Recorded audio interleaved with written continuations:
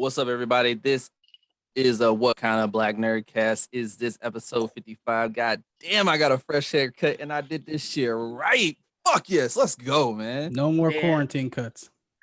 Yeah, I'm gonna make sure my shit tight. You almost killed Tesla, Kayos, with the little comment. Hey man, 2020 was a bitch of a year. Hell yeah. Everybody had to have that Zach from the Power Rangers lineup at home midsummer. Or happens. Or if we want to be more current, that Ray Fisher. We're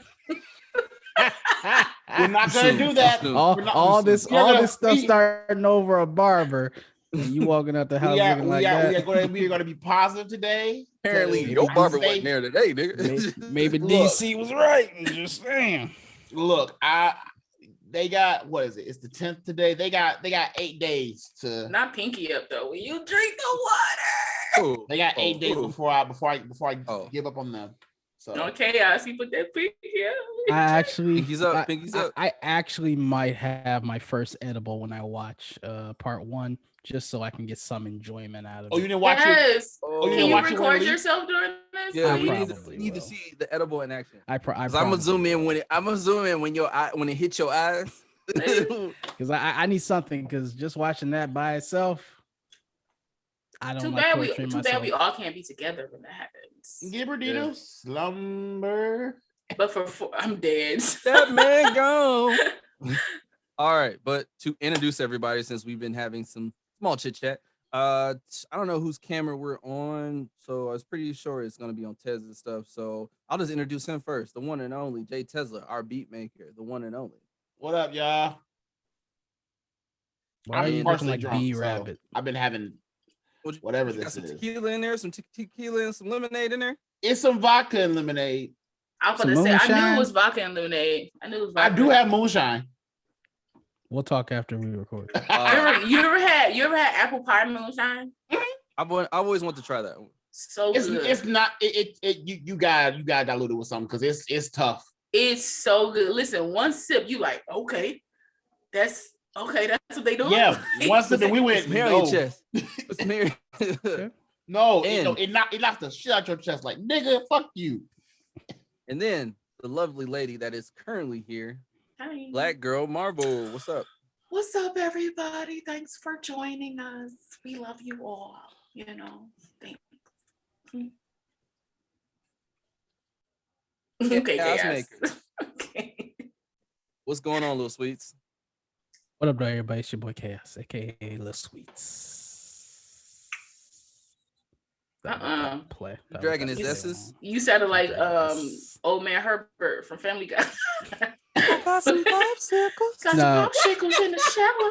No, you know what? I hate that old sumbitch because one of the early episodes when he was hitting on Chris, which I don't know how he hasn't been canceled. One of his first ones is "Hi, Kyle." Oh yeah, he do say Kyle. Oh man, I need that as a ringer. I'm gonna chop this video up. I'm gonna get it for you. Let's just say if I ever meet Trey Parker and Matt Stone, they're getting kicked in their respective dicks. And today, ladies and gentlemen, as you can see from the title, we will be reviewing WandaVision. Let's not forget we have a fifth. Her name is Lou. She's busy right now. Yeah, she is in the clouds at this moment in time. Yeah. So when she comes back down, I will definitely introduce her. But let's not forget about I won't be able to get her because I haven't paid for my Apple subscription this month, so I can't get anything from my cloud. You know what? I'm not paying $2.99 a month. I'm getting the free. We talking about canceling? I'm about to cancel Chaos. I probably pay like $6 for the cloud. Fuck that. I'm not doing that. Y'all pay? I'm doing the 99-cent 50 gig one. That's all they can get out of me. All right. So let's go immediate thoughts before we start breaking this shit down. I don't know if we're gonna go episode for episode, but let's break it down. So, ladies first, your immediate thoughts on the show. Okay, the series as a whole is weird and amazing, and just what we needed during this time. I feel. I think a lot of people were talking about like production value because it's a TV show, but it's like a Marvel, like a actual Marvel TV show. Like no offense to the to the Luke Cage and the Defenders and the Agents of S.H.I.E.L.D. and stuff Why like you bring that. up Luke Cage? Like, you could have said Daredevil. She said Luke Cage. A lot I of choices to go through. You went right to the black show. Yeah, because I'm black. So I just mentioned them first. I'm sorry. I'm black. I'm black. But no offense to those shows, because I did enjoy those shows as well. But this to me is like a true Marvel television show, and the production value was honestly, if fit for fit, it was like watching a movie just on TV, and I thoroughly enjoyed it. Acting was superb. I really can't say anything bad about it. I really can't. Like, I'm sure I can nitpick, but what's the point of that? It's Marvel and it's amazing. So no, I love it. All right, Kayos, what did you think? Probably gonna be picking back on a lot of stuff that La said. I mean, the production value was amazing. Unlike some people, and I'm not actually showing shade at anybody on here, I mean like some people out there, I was with them the entire way, so I was down for it. So when they had the first 2 episodes be black and white, I was all in for it because I knew that was gonna come back into play in some facet. And I'm a kid of the 90s, so I watched Nick at Night, so watching black and white is fine with me. I love Lucy and Dick Van Dyke, so I knew that was going to play. And plus, it was kind of nice to have something old school aesthetically. You know, they really did a great production with having the costumes, original cameras, filming in front of a live studio audience. So for me, it was nice to have something throwback. And Tez, what did you think? Fuck you, Marvel. Fuck you. Fuck you, Disney. I didn't want to feel this way. I didn't want to fall so deeply in love with this show that I was like, I'm going to start crying. I started crying. Chicken. There are episodes. I don't think I cried. There are episodes where I had to sit and was like, fuck. Catharsis. Fuck. It hurts. This show was, for someone that does editing musically and video wise, this show has for my job. I have to do video editing. But and I do audio editing. I do music, but no, I'm saying for the use of editing video and using audio as a way to move the narrative forward. Mm-hmm. I have not seen that in any comic book. Anything comic book live action comic book series. I'll get you. I'll say Legion came close. Legion came close, but not to this level. No. I really don't get what y'all saw on that show, man. It just seemed like throwing a bunch of shit against the wall. I tried for like the first 4 episodes of Legion. That show was fucking genius. Now, yes, it never got me, man. Does it drag? And it's a hard watch at times? Yes, but that show is fucking genius. What about you? How about you, sir? As soon as that shit came on, first episode, I had the biggest fucking grin on my face. I miss you, Marvel. I miss you, Disney. Where have you been all my life? Oh, I know, COVID. I'm glad you're not sick no more. I appreciate you so much. And there's in the next week, we get Falcon and the Winter Soldier. I'm really gonna love the internet. Facebook, Twitter, Black Twitter. The big 3. By the time they get to the last episode and Sam most likely becomes Captain America and we have a black Captain America. Oh, they're going to hate it. I'm going to love the internet. So white tears, I need them. So are y'all a part of the, what's that? It's like a Marvel Cinematic Group on Facebook or something like that? I think I am. Yeah. Because I probably always share shit from it. What up? So somebody put up a picture of Falcon and I guess a quote or something like that from Kevin Feige talking about how the series is going to talk about pretty much it'll go into like his race, the fact that he's a black man taking up this mantle, all this kind of stuff. When I say every comment, save for like a handful maybe, was like, why I gotta be about race? Why everything race baiting? Why everybody gotta be? And I'm sitting here like, so you've never read a Marvel comic book in your life. When he became Captain America, that was what his shit was. He broke apart from S.H.I.E.L.D. because he felt like he wasn't represented. He was taking a fucking airplane to go save folks because he ain't have no fucking funding.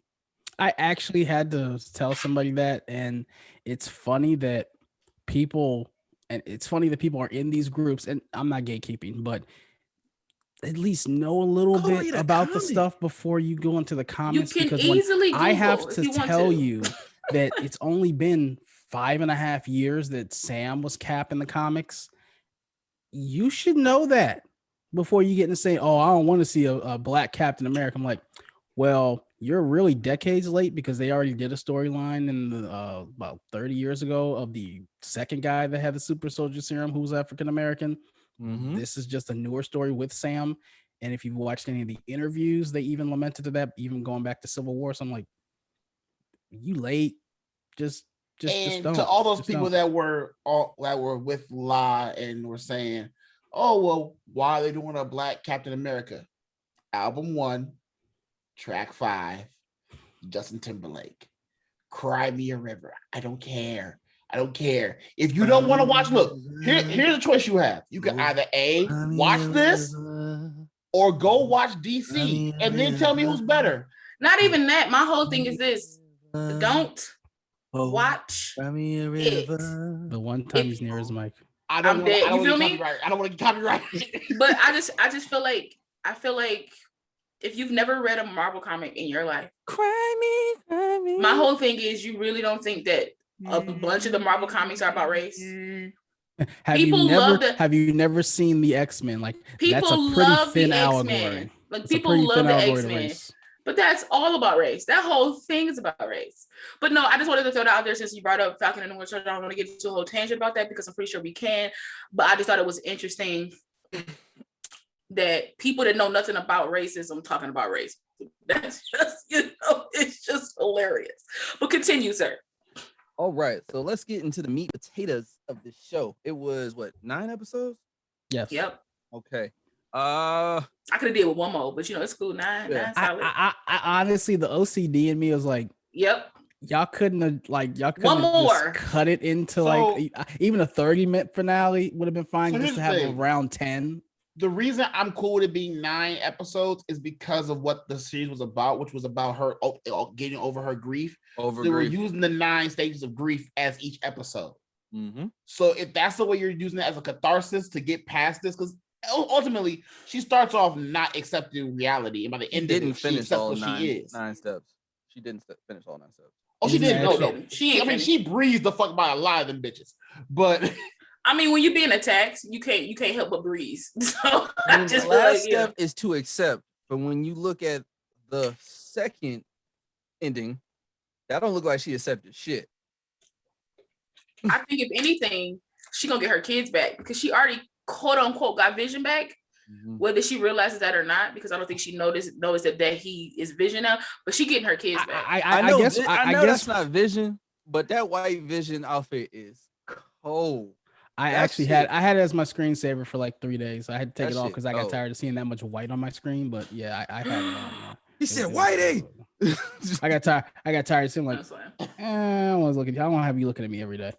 But I don't know if we're gonna do this like episode by episode. But we can piece it two piece. The ending though, I liked it, and I know it's kind of divisive, especially how Wanda comes off, especially to the greater like Marvel universe with regular people. But I like the fact that it's not just a sitcom ending and everything goes back to normal. Put a bow on it.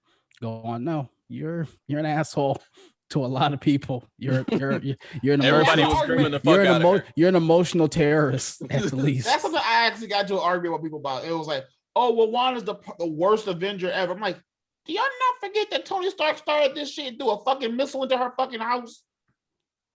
We're gonna let that. He's gonna no, but he didn't know that they were doing that. Plus, he was an arms dealer. Hey, what they do with that? Hey, don't blame, like you said, don't blame the guy selling the stick. I sold you the drugs. I didn't tell you to smoke it. Somebody was gonna sell them to you. My dad did this back in the 30s, so I just took it over. But I just feel like you can't label her as the worst without labeling maybe a nice chunk of them in the MCU as the worst, because they all have their moments where they aren't the hero that we thought that they should be or should be, or however it is. For me, I feel like she is the Avenger that maybe right next to Thor, maybe just a little bit next to Thor, just a little bit, been through the worst out of everybody. Everybody in the MCU been through some stuff. Bucky been through some stuff. Cap been through some stuff. But she not only lost her brother and got experimented on. Not only that, she had to kill somebody that she loved, and then had to watch him. But then had to watch time get reversed to watch him die again. Then through her grief, created a world where he was alive, and then had to watch him die again along with her kids. Like she been through a lot emotionally. Just real quick, just real quick, Star-Lord can still kiss my ass. It's all his fault. I still have. Oh my god. Nope. That wouldn't have saved Vision though. Not that would get off that hill. Not gonna get off that hill. Nope. Peter Krill. I don't need. Listen, I ride with Star-Lord. I need some Star-Lord jerseys, some Star-Lord t-shirts, gym shoes. Because if you really want to blame somebody, blame Doctor Strange because he saw it coming. So blame him. Don't blame Star-Lord. Blame Doctor Strange. Blame the Hulk for getting bitched. That's who you blame. Blame him for getting bitched. Like I said, you had one job to be big, strong, and beat people's ass, and you got your ass. So every Avenger has their moment. And see how we're going on this tangent. It's not bad. Technically, blame Wong. The reason I don't mind Star-Lord doing what he did, I hate to go on this tangent. I really do. He said, "Who all gonna be there?" Real quick, at the crib. He could have just said, I'll give you some help." I mean, I'm not as powerful as him. I don't have the time zone, but I actually know just as much as him. I'm not his assistant. We're partners in this. To be fair, I'm out. No, I think the reason Doctor Strange didn't tell Star-Lord is because he figured, okay, if they take the glove off this motherfucker and he kills them anyway, they don't get dusted. Then that means if he does snap, then we can't stop him. So that kind of makes sense. The only one that didn't need to be dusted was Tony. He was the only one that was. Was he though? He's the one that came up with the time travel. He's the only one. Honestly, there's only two people that mattered. There's only two people that mattered: Ant-Man and Iron Man. That's very true because one had to have the idea and one had to be able to execute it. Without Tony, all you have is an idea that Bruce couldn't execute. It would have took him more years to execute than it would Tony. Scott still would have went to the Avengers compound because that's the only place he would have known to go. Tony still would have landed at Avengers compound because that was the main place he would have thought to go. So they most likely would have ran into each other. So honestly, you did not need a good chunk of the other Avengers. No, but Tony would have never showed up if they would have never showed up to him. He would have still been in that cabin with his wife and his child. You know what? I just forgot about what's her punk ass. Carol. I forgot about Karen. I mean Carol. Karen. I forgot about Captain Marvel. Yeah, we did need that MacGuffin to come out there and save him. So, but let's be honest too. It took her a minute to show up. Talking about Captain Marvel, that's a good segue. Just real quick, I want to talk about. I need them to tell me why Monica don't like her. Like I need. She was real standoffish about her. She was like, "Can we not talk about her?" I need all the smoke. I need all the tea on why. She been gone. Lieutenant Trouble don't like her Auntie Carol. Like I need. I want to know how long she was even back in her life because think about it. She was in her life for honestly only a little bit. Then gone for what 5-6 years, then came back. Hey, I got powers. All right, I'm gonna go save people in other space. Bye. So did they ever really? So my question is, did she ever pop back in? Did she ever? Communication or something. Something must have happened to Monica because it's a very small thing that you see. Was the 7th episode when she's driving the truck into the hex and she has to get out. She rips the door off. It's a real quick kick, but she literally pushes the door the fuck out and it flies the hell off. So did Monica always have powers? Remember, she's already mutating. She's already mutated. She already been through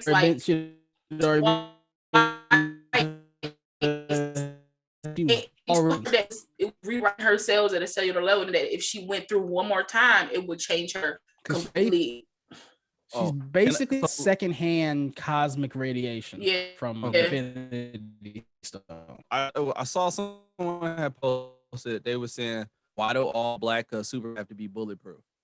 Or something like that. And they showed Monica and they showed that is a reach. And I said, well, for one, I want all my superheroes to be bulletproof, and if they're not bulletproof, then they What's need the to be able point? to dodge a bullet. But the thing about what superhero is not bulletproof though? That's not like, I mean, that's technically like a superhero. Like, I'm not talking about like the Americas of the even world. Everybody in the MCU is technically bulletproof. Bulletproof. Sam has the wings. Ant-Man except can for shrink. Quicksilver. Wow.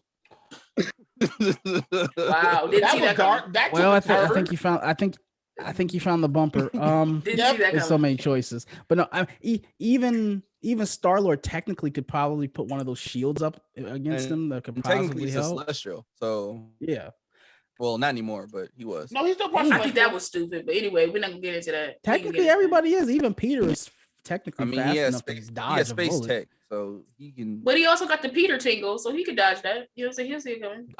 Yeah, Spider Sense. I don't know. I think Yeah, honestly, Peter yeah, tingle. nobody can get hit. But here's the thing: I want all my black Ant-Man.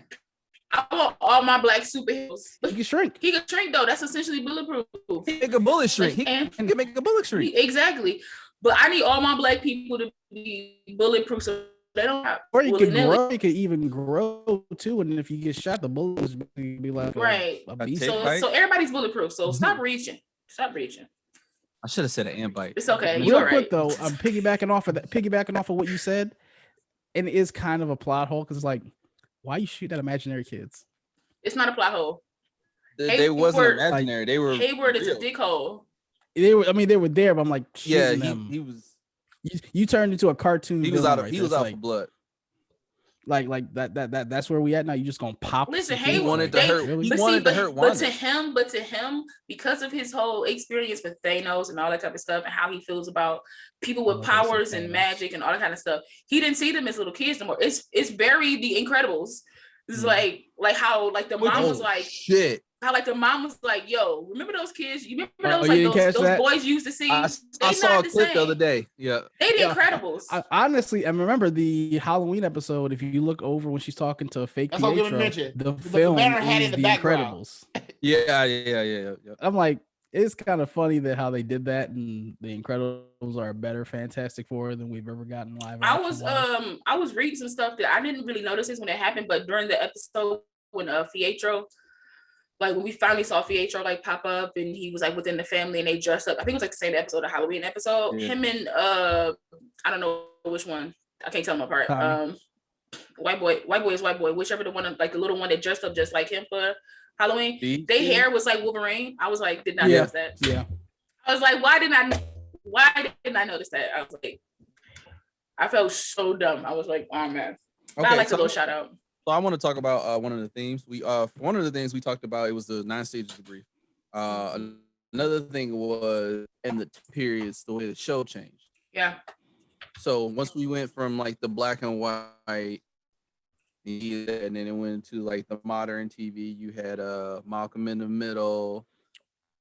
And then once we got to that point, we start, because that was like around the 2000s, that's when we start getting the end credit scenes. Mm-hmm. You notice that, right? So that was like period. It was period pieces.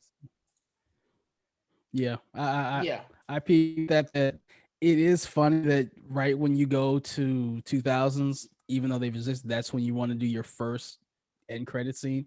Which is funny because that was actually the only time outside of the first episode I actually let the credits play. I let them play after every episode. Because that episode, which episode was that? Was that episode 7? Yeah, I think that was episode 7. Yeah, I think episode 7, and that's when I'm like, oh man, I just had to let it digest, and then Snoop was gonna snoop. Just went right to it. I'm like, oh snap, okay. So how do we feel about? Because we're not really reviewing this, we're just kind of picking our points of this. But how do we feel about? How do we feel about Pietro being just? I dig it. Technically. I loved it. I dig it. I loved it because it was Kevin Feige's biggest bitch slap to every podcast, every YouTube channel, all that shit that does the theories, all that kind of shit, saying no. Fuck you, new rock stars. Right. Like, look, you all think you know, you all don't know. You all don't know. Like even what was that show? Oh, think you know, but you have no idea. wasn't that Diary on MTV? Yeah, Diary. Oh, VH1. Yeah. Not Daria. Diary. Yes, Diary. Yeah. But like, oh Jesus, that's early. That's the fact that like, I'm like, okay, they wouldn't do the X-Men this way. They wouldn't bring him in this early. And then it's like, no, he's just some random motherfucker that just happened to get the same You powers. say that now. You in the group chat, your ass was happy as hell. Oh, and I totally will admit that. There is a movie called The Mutant. Well, it is called a movie now. I mean, I guess they're working on. They do a title out there. Is called The Mutant. So look, as long as I don't see Logan, I was I'm like good. to like the 60s or something. As long as I don't see Logan, I'm good on Logan. All good on Logan. My man Scott Summers. Honestly, I'm good on the Summers main ones. If I'm being totally honest, like Logan, Storm, Cyclops, Jean, like they could take a seat. They chill for a minute. We can put some new people up front to be like, this is the MCU's starting lineup. You know, we don't need the typical comic book starting lineup. Like I'm good idea because the John Watts, the direct Spider-Man films, is direct on the opposite route with the Spider-Man film at a villain that you've seen in the previous Spider-Man film. I mean, Spider-Man does have arguably the greatest rogues gallery. You don't have to keep doing Green Goblin every 2 minutes and Lizard. Like, all right, we get it. Goblins. We get it. They only did the Lizard once. They only Lizard once. Yeah, I still technically count. He was. I mean, yes, you had Kirk Connors in 4 films. You had the Lizard in 1, but you don't have to keep doing that. You have a great rogues gallery. So yeah, that is pretty cool. Yeah, but I like Pietro. I like that they brought back Evan Peters. I'm gonna say this, but I mean, I really don't mean no disrespect. This will come out disrespectful. Oh well, I don't know if it was like the makeup that they put him in or whatever, but he's not Asian well. Like I was like, something's off. At least she understanding he's not like at least she was like, I'm glad I wasn't drinking when you said that. Cause I'm a fan of his. I love Evan Peters. I've been a fan of his since he was like a young kid. Like I just know him from Kick-Ass and the X-Men movies because I don't watch what's the show he's on? American Horror Story. Yeah, I don't watch that shit. No, but I remember when he was like a young kid. So it's like, you know, I just feel like, you know, I feel like that's like getting in the belly of the beast. Like that's what Hollywood do to you. They kind of like churn out some, you know. If you guys I love the Kick-Ass reference they made too. That was I appreciated that. But that's honestly what kind of pisses me off too. And I was actually just talking about that earlier today with somebody mine review. I'm like, yeah, they could have made some type of Full House. Like, come on, it's honestly, right there. When they were in the 90s. No, whatever, like the hairstyle, like watching the kids, you know, when they first had the babies and all kind of stuff, they could have easily transitioned that into like a Full House type of episode.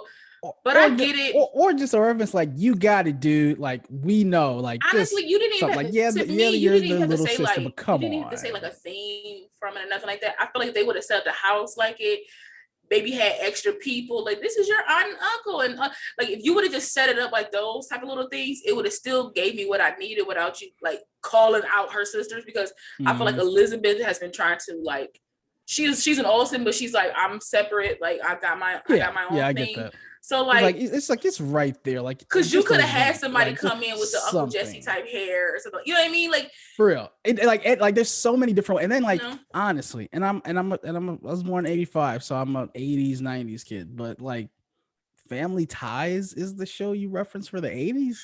Like, yeah, I love Michael J. Fox, man. Like, Back to the Future is one of my time favorite movies. But like, facts. But you know, yeah, it's like when you think of '80s, but that's not one. I mean, not like top. I mean, honestly, I don't think that's not even top 5.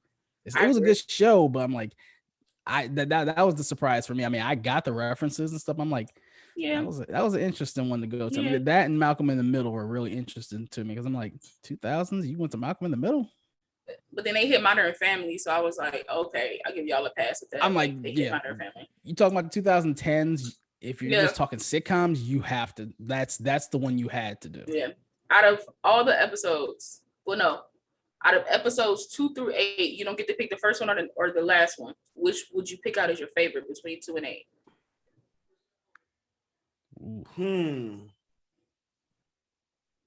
8? Episode 8. We're talking about the entire episode or just what they were referencing? The entire episode. Episode 8 is my favorite. Why? Because, and this is very topical to what's going to happen next week,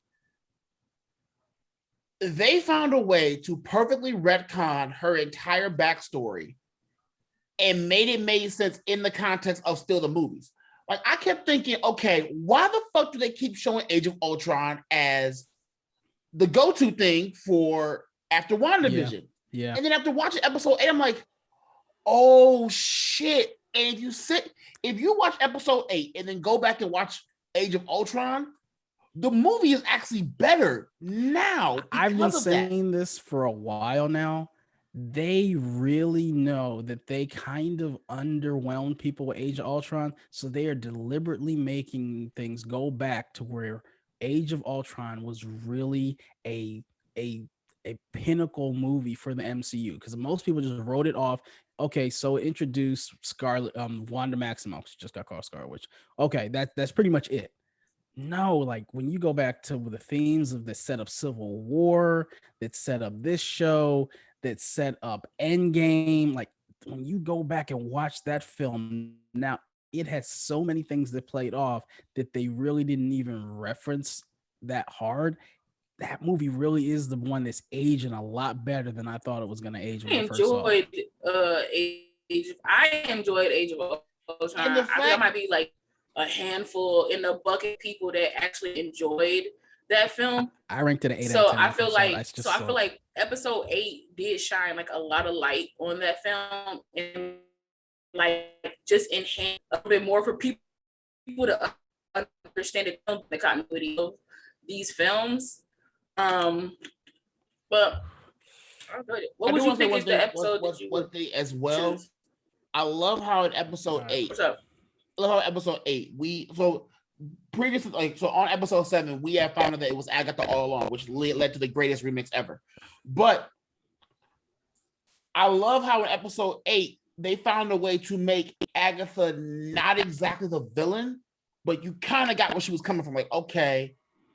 And then to watch that mature into episode 9 and then know that leads to Doctor Strange, it's like they're just doing Doctor Strange all over again. Like the exact the way it's set up. Me, they didn't.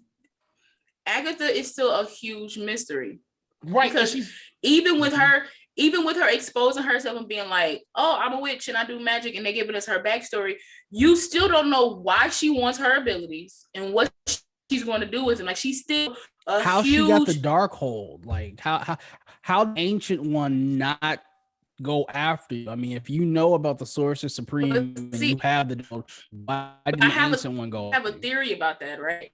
Because I have a feeling that like her powers are, I don't say very similar to Wanda's, where she can create stuff and she put hexes on people and she changed her own outfit when she showed up in Westview and all that kind of stuff. She did these things. So, which means that she could probably use Wanda's abilities better than Wanda, which is probably why she wanted them. But I feel like that wasn't the actual Darkhold. I feel like it might have been like an illusion of the Darkhold, because in Agents of S.H.I.E.L.D., Ghost Rider took that to a different dimension. And I'm not saying that they couldn't reach into a different dimension and go grab it. I still feel like it's not quite the Darkhold, but it's like maybe a piece of it or something like that. Two things. One, I'll give you my episode in a sec. I hate to reference them because they just nitpick so much, but New Rockstars did come up with a really good idea. If you go back and watch Doctor Strange's film, when he's looking over all the books there in the library, the forbidden books that are chained off, they're chained in a hexagon form, and there's one book that's missing. The rumor is that's the Darkhold. That's the Darkhold. But that would make sense though, because they protect that stuff. They make sure, well, supposedly, because they keep losing shit, but they supposedly. Well, that's the thing. I think. How you gonna let Agatha just be all along around? So that's the very interesting thing that someone brought up as well. After that, I saw that video that you mentioned, Kayos. They brought up, well, what if Agatha got the book during Endgame? Because only Wong was available, because Doctor Strange got dusted. But someone also mentioned because that book wasn't there though. How could she get a book that's not there? I mean, it could have been. Because there are 3 sanctums. There's the London, the New York, and the Hong Kong one. We know Hong Kong being ran by Wong. But Agents of S.H.I.E.L.D. and whoever's running Ghost London. Rider took that to a different dimension, so it's not even in their sanctum. I think this does really confirm that nothing that happened in Agents of S.H.I.E.L.D. is really canon anymore. Right. But also, I don't know. I take it as canon. Which is a shame because I thought the way they played in the to Winter Soldier was absolutely genius. I mean, it was absolutely genius to watch it on Tuesday, go watch Thursday night, see the same characters, see what just happened, come back next Tuesday and I know Kevin Feige has said that it is not. I think Kevin Feige has come out and said it is not. I understand that. I want to keep it as canon in my book because you have canons, you cross over. You have characters that bleed into the MCU that are now on. Now they might not be talked about anymore on the MCU. Like, good, you good? Kayos, I know he kind of got you right in the corner. On my ears. But for me, it's all canon. Like Cage, to me is canon. I'm keeping. It does bring up stuff like, okay, if this is all, and I know we're gonna get on. I'm like, if it was all canon, you couldn't have called Quake to help out with Thanos. Like, you don't think she would have been good to help in Civil War? No, we had enough people. It does. Okay. It does bring up. A big. It don't, because think about it though. It's kind of like you acknowledge it. You acknowledge it, and then admit that there are some holes, or you don't acknowledge it. And just but for me, it's kind of like an Endgame when Rocket kind of went off on Carol and was like, well, where was you at? She was like, yo, it's other worlds that need help. So I feel like it's other places, even in New York, it's other areas that need help. All these superheroes can't be in this one place for this one battle where it's trouble all over. I get that. So my favorite episode actually would be. Hold on, my favorite episode. I'm gonna say it's episode 7, but it's really hard for me not to choose episode 4. Because that intro in episode 4 with Monica coming back from being dusted, that is some of the most powerful filmmaking Marvel has done since they created the MCU. I felt her pain. I felt her anxiety. I felt her sorrow. Teyonah Parris, in just that one scene, established herself as one of the best characters in the MCU in totality, because that was easy to mess up because we all know about it, but to take another person's point of view and actually answer some of the questions that we had, like, okay, so what happened to people that had died? How did they deal with that? To do that, in fact, it was I didn't see it coming. I think that was a great intro to her character. It let us know a lot about her, let us feel for her, and that to me was one of the best things. But if I'm choosing an episode, I'm gonna go with episode 7 because of the stuff that carried over with her, the stuff that led up with Agatha all along. It just that episode, after I got done watching that episode, I could not wait to talk to somebody about that episode. I did love how in episode 4 you brought it up. I'm gonna say for me it's episode 7. I'm just gonna say it's episode 7 for me because I liked the kind of like the introduction of a new superhero. Like they literally created a new superhero on camera for us to see. Like it wasn't like this person was born with it. It wasn't like this person got experimented on per se. It was like the birth of a new superhero. And not only that, I think Teyonah Parris is like crushing that role. And I read that she wasn't even supposed to be in it. Like they didn't even have plans to have Monica in WandaVision. Wow. They kind of put her in last minute because I can see they kind of put her in last minute. Wow. And so to put somebody in last minute and for her to emerge as one of people's favorites, like I've seen it across the board. I don't think I've seen any bad words about her being Monica, about what she's brought to the role. Every reaction that I watch of episode 7, people lose their mind when she finally merges back into all herself and her eyes glow. And I love that. All the kind of stuff. Spectrum of her actual character, and they show it like with her different lives. It felt like looking at a live comic book panel. Like I was like, this looks way too fucking good. Like this is And it was just dope because you had that visual with the audio of Carol talking, Fury talking, her mother. So it took you back to Captain Marvel for a little bit. Like, you could honestly say WandaVision has helped make Captain Marvel a better film, as well as Age of Ultron. I'll say that WandaVision does help Captain Marvel because you didn't get to know that character, and then that's the thing. Like that was one of my major complaints about Captain Marvel. I'm not gonna do my whole review, but you did not really get to know any of these characters. If you take Nick Fury out of there, a character we already knew, Carol to me just did not come off as a great character, because I get doing it to where we're learning stuff as the time that she's learning it, but you either go full tilt with that or you let us see stuff. Like how they juxtaposed in different parts of the movie, you didn't get to see her and Maria's friendship at all. Like, you get one like conversation where they're talking about why they're great friends, but we never got to see that except in a second of a flashback. And seeing Monica, we really didn't get to see their relationship. So now it is going to be great to go into Captain Marvel 2 and to see, okay, who are you two as characters? Because now all we saw was her as one interaction.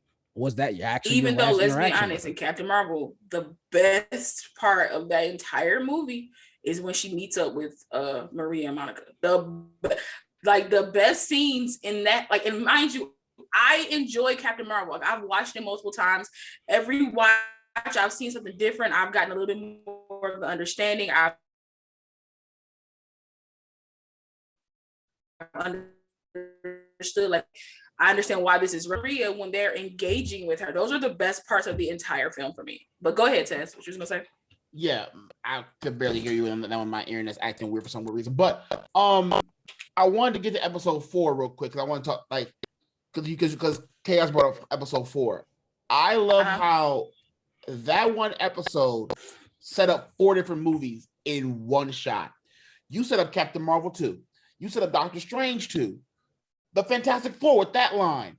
The line about, oh, we're in New Jersey. The radiation spilling out everywhere. Really? It's not like a certain character lives in New Jersey and is going to have her show later this year. That setup, the fact, or even episode 7, like I love how they like episode 4 when she comes back from the snap. A lot of people believe that her mother got radiation. I am so fucking sorry. Yeah, but listen up. I saw a theory that said her mom got radiation to stop out the cancer, and then the snap happened, and that wiped out all the radiation in her body, and she died. I honestly think that might be right, because with Thor: Love and Thunder, if they really are going to be taking the radiation Jane Foster Thor, that's one of the major parts of Jane Foster Thor is she has cancer. Every time she uses the Odin Force, it negates her chemo and she starts dying. So she gets stronger and is dying at the same time. So that, if that's true, that's actually going to be something really that good to make sense to me. But okay, I'm not gonna worry about it. I love that doesn't make any sense to me. Comics. You feel me? Like, that'll make it's how you get stronger and weaker. Like, if this is a God force or some type of force, it should negate anything human. Like, it should negate anything, like. So what they're saying, so kind of what they said in the comic, just to briefly go over it. They said that the radiation of the hammer itself is knocking out all the radiation in her body. So when she deforms, her body gets worse because it doesn't have that radiation to block the cancer. Yeah, I'm still not buying it, but I appreciate you explaining. I love how this show set up so much going forward. Like, because even like we kind of had this conversation before. Why start off with WandaVision first? Especially after there's no setup in 2020 of anything coming up. Starting off with WandaVision might have been perfect, because if they start with Falcon Winter Soldier, we don't know if it sets up anything going forward in the overall MCU. This show set up both sides of the MCU. The shit that'll be out in space and the shit on Earth. He having a moment over there. So I asked everyone. He's just happy Drake got a new song out. I asked everyone, not episode 1 or 9, but between episodes 2 and 8. What would you pick out as your standout, like your favorite? Episode 7. Episode 7. That's because that's when Monica get her power. And La said also. Yeah. Yeah, that shit was for that moment. So I knew it was happening, and I was so excited. I don't know if you guys said it or not. But though how her mind was, well, I don't want to say her mind, body started to fragment itself into different and when she found and she pulled it all back together, and that's how she got out of that's how she got on the other side of the hex, and that's when you knew the radiation was, well, the mutation was complete. Yes, I However, think that is the whatever you wanna phrase say, we should start using too. Mutation. The mutation, yeah, we the should. mutation was complete. I think that is.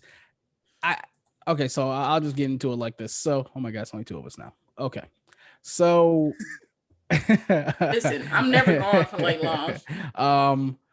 So one of the biggest nitpicks that people have had on this series is of no fault of its own. It is on us as the internet of just speculating, assuming, trying to get ahead of the story, thinking that we know more, and all the theories that were out there that we were all wrong on. It's Mephisto. Mephisto's are kids. Pietro is really Pietro from the X-Men universe. He's Mephisto. It just goes on and on. So, the aerospace engineer that Monica mentioned, she said it's a guy. It has to be Mr. Fantastic. It's Adam Bashir, the Blue Marvel, which I'm glad they didn't do that because he deserves so much more of a better intro. It's Victor Von Doom. It's just all this stuff. So it's what's the name? The Beast. Some people say it was a Beast, like from that was a horrible one. That was like Hank McCoy. I was like, people really? were throwing McCoy? Yeah, I people heard were that. throwing so much out there, man. They were. They ain't got no arm left. They were reaching. They ain't got no arm left. It was crazy. That was a gum. That was a gum stretch. Gum. So, of the theories that were clearly wrong, which was your favorite that you actually hoped would have been true? Mephisto. I needed Mephisto. I was praying to God, episode 9, like, okay, maybe he'll show up. Maybe he's the bunny. Nope, nothing. Apparently, although I will sit here and say I would not be surprised if that was Mephisto using the kids' voices at the end of the episode. I am going to die on that hill. He gonna get him. He gonna get Mephisto in there. You gonna cram that Mephisto in that? Yeah, he gonna get him. Because here's why I love how that episode, that ending shot was a shot-for-shot remake of Doctor Strange's learning magic, and the music even plays because it has his music in the background too. Right, I'm like. Oh, okay. And the fact that they didn't even do the normal thing they normally do after every Marvel property where it says such as will be back in this. No, they were like, no, we're gonna end it off right here. That was like. Also, I just think it's dope. I think it shows a lot. I think it shows a lot that in that moment, Wanda learned a lot. Like I don't think people really put that together. Yeah. Like she went from being kind of like out of control from episode 1. Like you can see her powers messing up from episode 1 to like episode 6. She's like losing control of her powers, and then like the fact when Agatha like makes herself known, not only is she's listening, but she's learning. And then the culmination of all that is episode 9, where not only can she sit on the porch like she Thanos looking out at the sunrise. But those sweats look comfy. You feel me? But she's in the back. But she's in the back also reading on how to strengthen herself and get control of her powers. Like to me, that's a huge jump from like, Age of Ultron, where she was just coming into her abilities, trying to figure them out, to now she could do 2 things at once. And that is funny too, because when you think about it, since they showed us her actual origin as getting her powers, from that moment until the moment right before when Agatha starts taking her on her seeing quest, she's never been taught how to use her powers. She's literally just winging shit. The only thing she knows how to do with all that power that she has is one time create the illusion for the Avengers and just throw lightning bolts, basically magic bolts with her. But if you think about it, that's all she knows how to do with all that power. She was learning until they broke up, and she had nobody to take her under their wing anymore because she was learning. She was literally just winging it the whole time. Now that she had actually trained, Also, she gave her all this background knowledge. The whole time she went on this vision quest, was going back and forth trying to figure stuff out. I'm like, Agatha, you literally giving her the tools that she's going to use against you, because you're telling her that, like, no, you weren't experimented on. You already had these abilities from jump. You already saved you and your brother before. This stone that you saw just awakened something in you, and this has been you your whole life. Sometimes when you know who you are, that's all you need to figure out some other stuff. I was like, girl, she about to kill you. International Women's Day too, so no. And speaking of stone, can we just address the fact that she basically looped herself into time and said, no matter what happens, I'm going to have powers. Then she was like, yeah, I'm going to go back in the stone itself and make sure that I get these powers no matter what happens. No matter. What do you mean? She sees the figure. He's talking about the vision that she saw of herself when she saw herself as the Scarlet Witch. The belief is that she literally she's using the stone itself to create a loop outside the Avengers loop. So no matter what happens, she will always get that power. I don't believe it. I feel like the mind, because she was the only person. I feel like because she was the only person to see the stone move, I feel like the stone spoke to her and told her who she was to become in the future. That's what I don't think she did that. That's the way I saw it, because nobody else saw that stone move. So it's her stand there and then she passed out, because it's the mind stone. It literally spoke to her mind. So here's the thing. Yeah. I'm interested in. Agatha had a very important line that kind of got skipped over episode 8, where she said, "You're casting hexes outside this hex that you don't even know about." Did Wanda subconsciously hex Doctor Strange to not come in? Because it makes no sense as to why he never showed up. I don't think that she's that powerful yet. I mean, subconsciously she is extremely powerful, but he is still the Sorcerer Supreme. That's I'll say it like this. That's like Mike Tyson on his first day getting into the ring with somebody. Like, you got a lot of power behind you, but you get into the ring with a skilled boxer, you still don't know how you. Oh yeah, and for sure. And before anyone says anything, I think she has power, but she's fuck out of her. I don't think she's. Yeah, I think Stephen Strange got that. For now. Oh no, I'm saying he's had more experience as a magician than she has. Nah. Yeah. You said what? Yeah. Does he still have the power of time? Yeah. No, he doesn't. No. Yeah, that was just the stones are gone. That was just the stone. Oh yeah, they've been double destroyed. Never mind. Yeah, so he still has all that power. I mean, but honestly, the fact that she can astral project better than him says how powerful she is. I have a question. Go back to Infinity War. Mm-hmm. Okay, when him and Tony, you computing? You in there? Okay. Go back to Infinity War when him and Tony are on the street, right? Mm-hmm. Whenever he actually uses that stone, it opens, like the eye of Agamotto, it opens up, right? Mm-hmm. Right. He literally had the timepiece around his arm when he stopped, the ship from like in his position, but that stone never opened up. So he has some type of time power. He has some. It's not as strong. It's not stone influence. It's not stone influence. It doesn't exactly, but he has some type of time. When Thanos first gets the stone and puts it in the gauntlet, you do see the runes come around the Infinity Gauntlet very faintly. Mm-hmm. So it's there, but I guess it just depends on how much you use it. Because even when you use any of the other stones, they glow. Because if we even go back to Doctor Strange, when he actually used it, it was green, but in Infinity War, it was like a brown color or something like that. So he has some type of ability outside of that. I'm just saying. Like, people have to remember, and this is a very important thing about Doctor Strange. He fought Thanos with 4 stones and didn't use the time stone whatsoever to fight him. I'm just gonna any motherfucker that can turn a black hole into butterflies is someone that shouldn't be fucked with. No, the fact that he threw, and this is my favorite one, he threw the mirror dimension at the nigga like here. And he just punched through it. That's got me out my seat. I'm like, but to me, that's like actual power, like earned power against like stolen power that you're just using. Whereas Scarlet Witch is like born power. So her against the Sorcerer Supreme, Doctor Strange, is going to be, if they are going to fight in Doctor Strange 2 or whatever, I don't think they're going to fight. It's going to be a hell of a battle. That's gonna be Prime Tyson versus Muhammad Ali. Because they've never met before. There's no reason that they wouldn't fight a little bit or get into some type of scuffle a little bit because they don't know each other. They gonna fight. I mean, we know. I love. They have Marvel. to. I love they have Marvel, to. but there's a formula. Yeah, they have to. They're going to fight. It's and like more than likely they'll probably end up having a brief in the beginning of the movie. More than but likely, then they both gonna read. They're both gonna realize their mother's name was Olga, and then they gonna.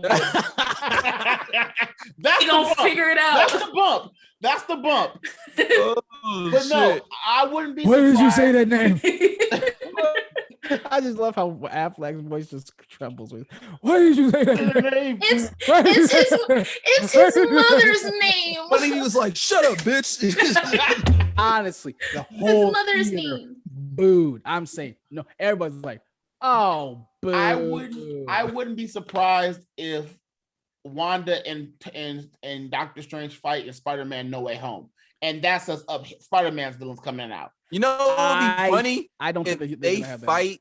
If they're because they're fucking with the dimensions, so they're like you see them fighting across the screen, but it just goes through the screen while the Spider-Man movie's going That'd on. Be dope. Honestly, I think that's how all these supposed cameos are gonna happen. I think they're legit gonna be cameos. I think maybe they'll do something. They're just looking at different dimensions, and you see Toby, and then that's it. And then you see Andrew, and then that's it. I honestly don't think they're even going to be in the same place as Tom and the rest of them. I think it's just going to be that hey, this actually did happen in another. Just a nod. A nod. Thanks. The reason I don't think the fight's going to be long between the two of them is because that test footage for America Chavez, it says it as if she's talking about Doctor Strange and Wanda at the same time. So I wouldn't be surprised if the fight causes what happens in the movie, and then they go on together to figure out what the fuck's going on. That is going to be interesting because you can't do Miss Marvel without mentioning the Inhumans.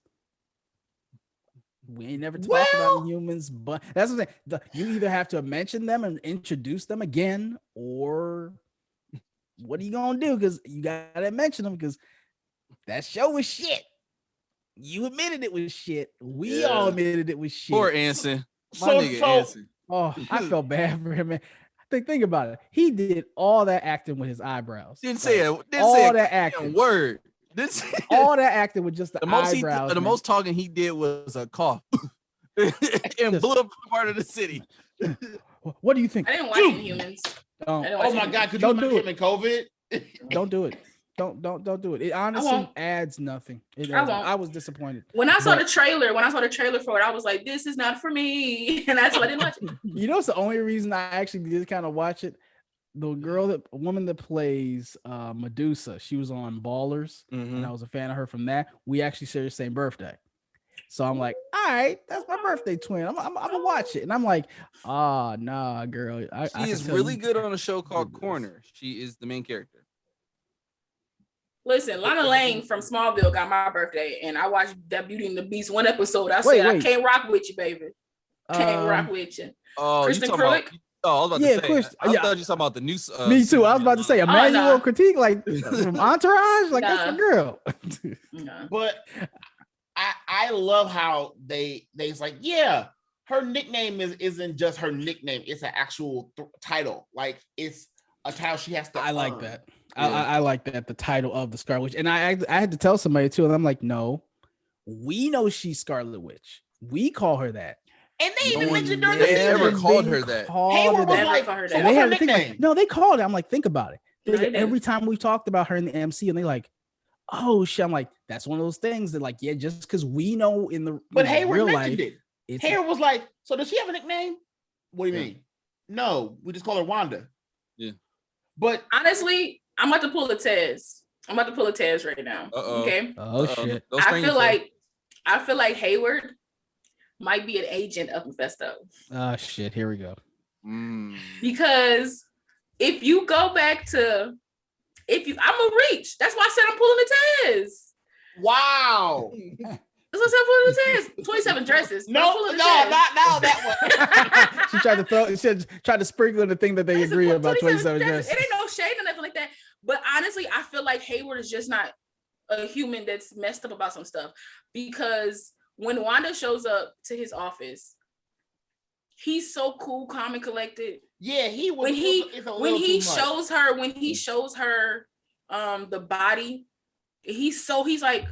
He's talking like mad shit to her too. The entire time, I'm like, you know, she can kill you, bro. Like, what threw me off about that? He was like, yeah, he was like, yeah, we know you want to bring your love back to life, and she was like, what? I can't even. Exactly. How does he know about her abilities? He wanted her to. No, but here's my thing. She didn't even know about her abilities. How does he know that much about her abilities that she don't even know? He's bitter. He's one of those people that lost some. I think he's one of those people that lost somebody. They expected them to come. Yeah, they expected the snap to bring them back, and they didn't. And it's like, okay, you're an Avenger. You got all this power, but you can't save nobody. So what? Who are you? You can't do nothing for me. I don't know. I have the choice of body. I got more power than you right now. But the choice of words to me just didn't sit right for me. To say something like, you know, we can't allow like this $1 billion thing to come out so you can bring him back to life. How do you even know she has that ability? To me, that was the seed that spread like into Westview when she did bring him back to life. Anyway. Closing remarks. Let's go. La, you're first for closing remarks on the show. I would say, like I said before, I will repeat a little bit of what I said before. This is what we needed during this time. The pandemic was trash on people's psyche, physically, spiritually, mentally, however you want to slice it. To me, this brought back a semblance of normalcy. To me, Marvel and Disney is normalcy to me. When I see a movie, when I see animation, whatever, anything Marvel, I feel like things are going to be okay. And yes, I'm a grown woman, but I still feel like things are going to be okay. So for me, this was needed. And I love the fact that it was weird and nobody knew how to place it. Like it wasn't cookie cutter and just I can't equate this miniseries to any other miniseries ever created in all of time. And to me, that's a big feat for Marvel and a big feat for Disney, especially Disney as a company that repeats all the time. Okay? Repeats. And I can go into that. I'm gonna make a whole episode about that. They repeat all the time. So all in all, I'm excited to see what's next. I'm excited to see what they do with these characters that they decided to bring into this world. And I'm ready for Falcon and Winter Soldier because that is the buddy cop show that I need in this moment in time. The big three. Big three. All right, Tez, your closing remarks?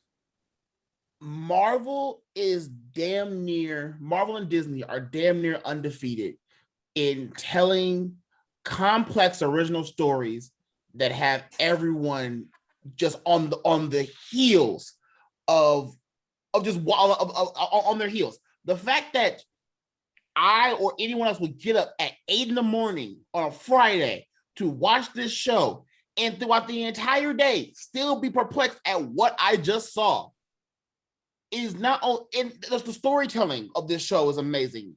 The use of the fucking aspect ratio as a storytelling device is brilliant. That's understated. Yeah, it is. That the casting of this show is from beginning to end is absolutely perfect. Down to the fucking kids is perfect. Using callbacks in a show to talk about a show later, saying, "Oh, there are no kids in this in Westview." Next episode, bunch of kids just show the fuck up.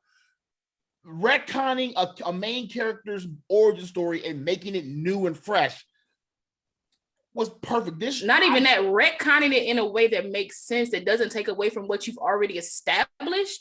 That's chef's kiss. That's masterful. Hey DC, maybe you should take some notes here in class. They tried, they failed, so don't worry about it. Copy the homework, man. It's just easy. But the fact that they sharing it with you, the fact that this show is the kick off to the next phase has me genuinely perplexed and happy about what's coming next. And I only have to wait a week to see what we're gonna get next. Right, and that's even better. And you ain't gotta wait 3 years to see. What are your closing remarks, sir? Kevin Feige put his nuts on the table. Didn't he already do that like last year? If they weren't already, he just I feel like he put his whole dick on the table. He was like, "Let me show y'all something." Like what y'all want to do with this? Exactly. Like here it is. Like what's popping? I'll go a little different route. I'll relax. Tiana Paris, like I said, she is a gem. Like you. I told you have something in that young woman, and she's so cute. Oh, she's God. So cute. I cyberstalked the hell out of her. I honestly, like a video on my page has 10,000. The video of her dancing to the All About I Get the Remix. I got like 7,000 views off of that. Just her dancing to that song. Like that woman is a gem. She's so cute. I love her. Paul Bettany, who already was a great actor, who we didn't actually even need his Vision. He was just the voice of Jarvis, and then Joss Whedon's like, "Well, I got Paul Bettany. I can make you Vision." One of the things that Joss Whedon has done right. Go ahead. Continue. Elizabeth Olsen kind of is underrated as an actor. I've seen her in some indie stuff. She's good. If she don't get an award for this shit, we riot. They're not. But this honestly was between honestly, Tiana Paris, Paul Bettany, Elizabeth Olsen gave award caliber performances. Don't forget Catherine Hahn. Catherine Hahn, honestly, when I heard that she was in this, I'm like, I was ready. That's all I needed. I just need. I've been a huge Catherine Hahn fan since Carson Jordan. Like I've been a big fan of hers, but they anchored this show in a way that I did not expect. Like everybody said, when I first saw those Marvel credits, I honestly felt normal for a little bit. Yep. That took the last time I heard that I had in the theater, and it got me back to that type of normalcy for a little bit. And it's the first time since this pandemic's happened that I've felt normal. I appreciate Marvel and Disney for that. I like I said, I love Mandalorian, but this was just different. And I am so happy to now have new Marvel content again, and that I'm here to see it. So I'm really happy about that. And I'll just make my recap really fast. Marvel is batting 1,000. At this point, again, they can do no wrong. I'm ready for all the weird and strange shit with the Eternals, Shang-Chi, anything else. Fucking all the smoke. I want it all. Guardians 3, Loki 4, all of it. Loki. Yeah, I need it all. I like now. What if? I will wait the time, and the way they rolling, it's gonna be crazy. It's gonna be fucking ridiculous. Gonna be knocking them bitches out, and I'm here for it. But real quick though, real quick though, can I say what my favorite, what my favorite part of the whole thing was that I brought up earlier? So as an actor, I was waiting to bring this up. Thank you. As an actor, there are some things that I look at that other people don't look at. That people be like, "Oh, okay, that's great." When Vision and Vision were fighting, my favorite part of that whole thing is when they're talking about like the Theseus ship. I feel like that was. I feel like that was one of the greatest conversations I've ever witnessed in my entire life. The symbolism, the respect, the talk, the way they talk to each other was amazing. But the part that really got me, because I love Paul Bettany. I've been a fan of Paul Bettany since A Knight's Tale. Okay, I love me some Paul Bettany. I've been a fan of his since then. I always thought he was an amazing actor. One of my favorite parts is when Hex Vision is about to touch him and he steps back and he's like, "May I?" And the way he moves his body forward is amazing. It's like a little child. It was like he leaned in. I lost my mind. Like just that little piece of acting was like I said, almost cried watching it because it was so my favorite fault. But like Zero, I don't know if you're here when we were talking about how great Age of Ultron is now retroactively. But my favorite part of that entire film was the conversation between Vision and Ultron. I think that should have went on even longer. That's some of the best writing the MCU has had. You're unbearably naive. I was born yesterday. And I'm like, this validifies me loving comic book films now. But I get that Paul Bettany, man, like beautiful. But see, the way that they have Paul Bettany talk as Vision is how they used to have Thor speak in the beginning a little bit, but Thor is so Americanized out. They let him become Chris Hemsworth so much that they didn't lost make him dye his eyebrows anymore. you know, they lost some of Hemsworth. that like mystic magic for me in Thor. So, but that's why I love that. It's not completely gone because like if you look at like Infinity War where he's talking to Rocket, that scene alone is like, oh, that's a different shade of Thor. I need that, and you see that, and then go into Endgame, it's like, oh, now Endgame makes sense. Now I see why he went to depression and got big. Fuck, that sucks. All right, so we're about to close. Let's get everyone's socials out there. Allah, the lady of the night. You can follow me on all social media at Black Girl Marvel. I currently have the first episode of WandaVision reaction up on my YouTube right now. And also I have some reactions to some trailers I did. The one person commented, "Trash, we don't need another one." So I was like, thank you for that comment, sir. Hey, fuck you. Whoever that was. No, he meant the trailer. He meant the movie. Oh yeah, he was about to get some vicious messages. No. He wasn't calling me trash. He was calling the film trash. Profile. Saying that he didn't need another one. I'm spamming every video that motherfucker has is saying he's my boys. They right with me. Catch hell. You right with me. I appreciate there was about to be a thread under that comment. You feel me? I love it. Because I rap for y'all like that. Just point me in the direction. But again, you can follow me on all social media at Black Girl Marvel. My Patreon is starting soon. Follow me on YouTube, and also follow me and Lou on A Full Cup with Lou and La. We have a few episodes up there, and and follow What Kind of Black Nerdcast is this? Like, we give you great content. We give you stuff before other people give you stuff, and they copy off of our stuff. So follow us too. What culture? Hey, listen. And also, since she mentioned Lou is at Is She Black or Asian on all socials. So definitely follow her as well. Asian is AZN. Yes, absolutely. Kayos, where can they find you, sir?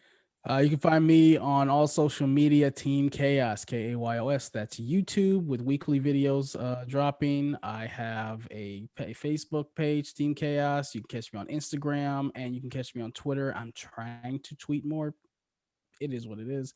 Got a video coming up this week. Is going to be a top 10 list. I'm not going to even say what it is now. You must follow the podcast and follow the channel to find out what it is. You don't want us to steal it. So we can and Tesla. Where can they find you, sir? You can find me somewhere in the city of Detroit getting drunk because it's my birthday week coming up. Hey, turn up. He turning 45 out here. Let's go. Let's go. Nigga looking young as shit. Hey, let's go. But no, you can find me on all social media at JayTezla, JayTezla. JayTezla.bandcamp.com, JayTezlaNerd.wordpress, sports by JayTezla.wordpress.com. YouTube, search for JayTezla. I don't officially have a JayTezla YouTube name because it got taken by someone else, and I have to get my followers up. Yeah, I found that out the other day. So follow me on all that. I will have another video dropped, probably about I'm going to force myself to watch the Snyder Cut. So I will have a review for that probably next week, and a clip reaction to the first episode of Falcon and Winter Soldier. Okay, and you can find me on all social media at the Red Bearded Gent, as well as on Facebook at Mark McKinney, and of course upon this glorious group of beautiful people right here. What Kind of Black Nerdcast is this on Facebook, the group? And you can find me at Blacklist Gaming. And soon my podcast will be coming out. It will be called Speak Into the Mic, the Bearded Gent. That's kind of odd brand. Fitting. So I had a lot of help from La figuring that out. It was bugging the shit out of me. I didn't want to go with it, but after thinking about it, it makes sense. But at this moment in time, you know what I'm about to say. Mm-hmm. You ain't got to go home, but you definitely got to get the fuck out of here. And out of this hex. Peace. Black Vision 2024. This is the way. Hit us with that, JT. We are Vision. Oh no, we are Vision. We are Vision Javars. Listen. Bye, y'all.